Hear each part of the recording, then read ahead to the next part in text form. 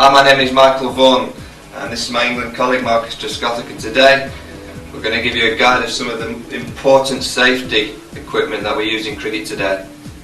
This is today's helmet. You can see it has evolved quite considerably. The modern helmet needs to be strong enough to withstand a ball travelling at high speed.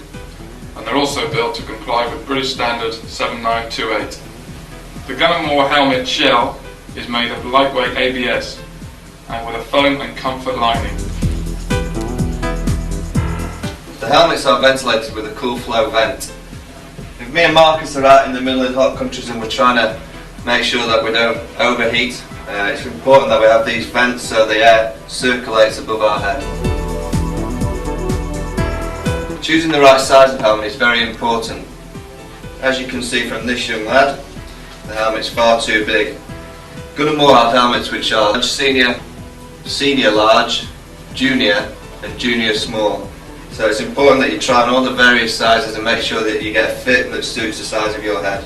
Let's take this one off, stick that on. As you can see, a lot more secure. As there are three sizes of cricket ball, junior, women's and men's, it's important that you adjust the helmet to the size of the ball that you're going to be playing with. These are the pads of today, and I think the most important part of them must be comfortable and lightweight.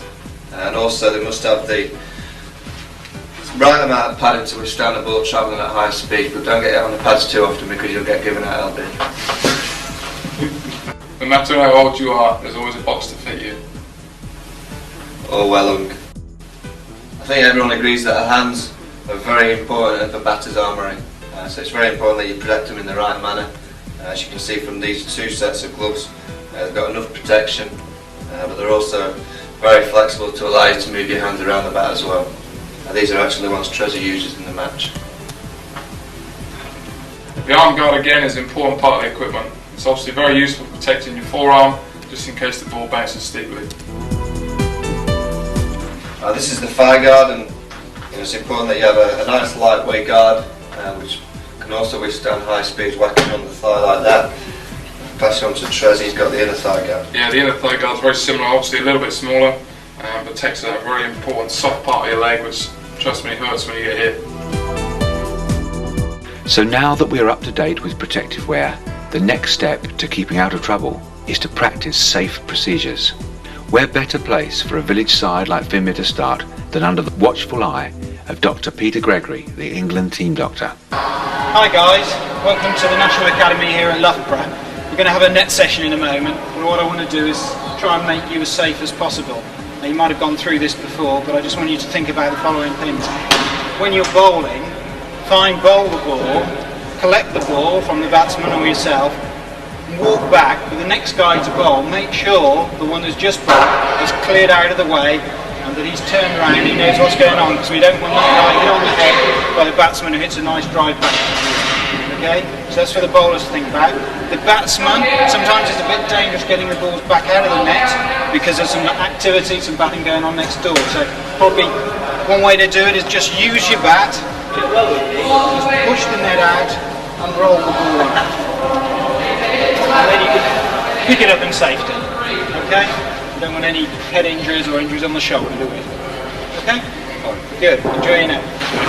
This is what we call the bowling machine. It's used by most players, whether young or old.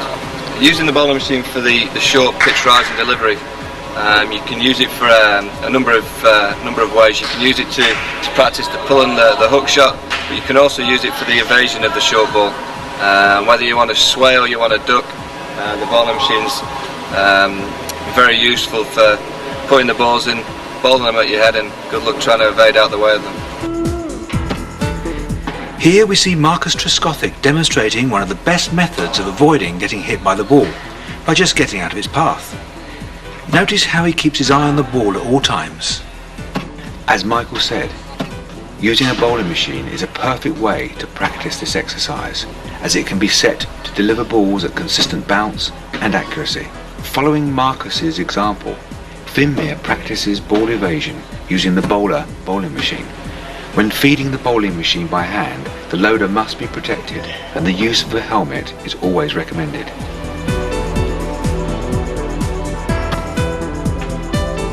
After the net session, the Finmere players had the opportunity to pose a few questions to the two England players. What's it like wearing a helmet in a hot climate? It's pretty tough at times. Obviously you sweat a lot because of the heat of the helmet and obviously the place where you are. But it's something you do get used to, and you just cannot afford not to wear them. And do you even wear your helmet in the nets? Yeah, I think it's important that you try and practice exactly the same thing that you're going to, go out into the middle and do, and that's what you do, you wear the helmet in the middle. So we always try to wear our helmets in practice, and just to make sure that we're getting used to them, obviously, because we've done them throughout our careers, but it's very important for kids that if they're going to wear them in the middle, they make sure that they practice in them as well. When should you wear a helmet when you're fielding? There's a few different areas when you're fielding.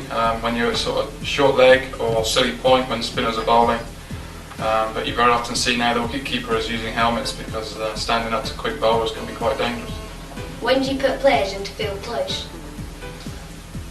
You basically try and put men round the bat when you feel that a batter struggles, whether it's with a spin bowler bowling and obviously getting a little bit of bounce and you feel that you can get a guy caught around the bat, or if a quick bowler's bowling at someone's body and you can have men either at short leg or around the corner.